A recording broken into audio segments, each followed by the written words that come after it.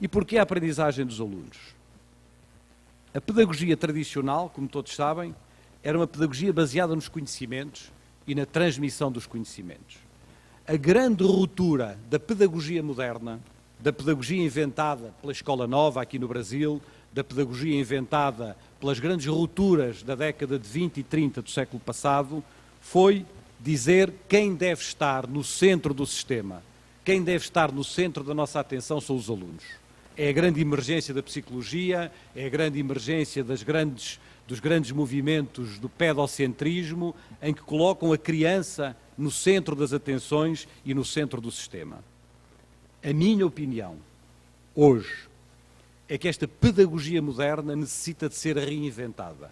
Que esta pedagogia moderna, baseada num conjunto de ciências que foram muito importantes há 60 ou 70 anos atrás, tem de ser reinventada na sociedade contemporânea. E a maneira como nós a poderemos reinventar é dizer, não se trata de centrar a escola nem nos conhecimentos, como advogava a pedagogia tradicional, nem nos alunos, como advogava a pedagogia moderna, mas sim na aprendizagem.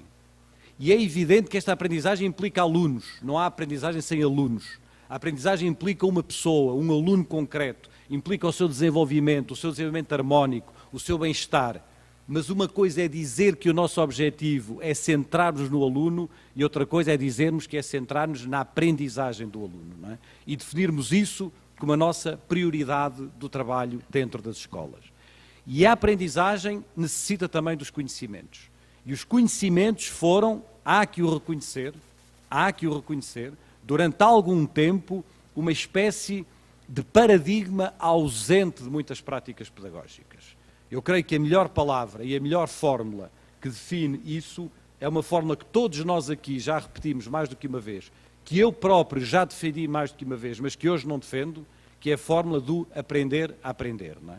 A ideia de que se aprende ou de que se poderia aprender num vazio de conhecimentos, que se poderia aprender numa ausência de uma referência de conhecimentos e de saberes, e algumas dessas tendências foram particularmente nefastas da pedagogia moderna. Eu creio que há que reconhecer uma parte desta crítica que é feita aos professores e que é feita à pedagogia e insistir na ideia de que o nosso foco de trabalho é a aprendizagem e que esta aprendizagem implica alunos, implica também conhecimentos, ela não se faz sem pessoas e sem uma referência às suas subjetividades e sem uma referência aos seus contextos sociais, sem uma referência às suas sociabilidades, mas ela não se faz também sem conhecimentos e sem uma aprendizagem destes conhecimentos, sem um domínio das ferramentas do saber que são essenciais para as sociedades do século XXI, sociedades que todos queremos ver definidas como sociedades do conhecimento.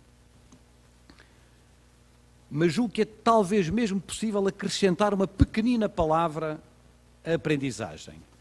E essa pequenina palavra é aprendizagem enriquecida.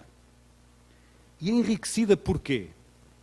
É enriquecida pelo que são hoje as principais descobertas das ciências mais estimulantes que existem no século XXI.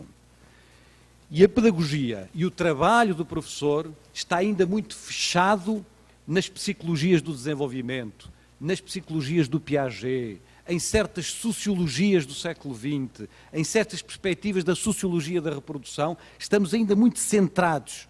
Nós às vezes dizíamos na brincadeira, estamos ainda muito entalados, a pedagogia está ainda muito entalada entre esta psicologia e esta sociologia, e a pedagogia precisa de respirar, precisa que os professores se apropriem para o seu trabalho de um conjunto de novas áreas científicas que são muito mais estimulantes do que as áreas científicas que serviram de base e de fundamento à pedagogia moderna.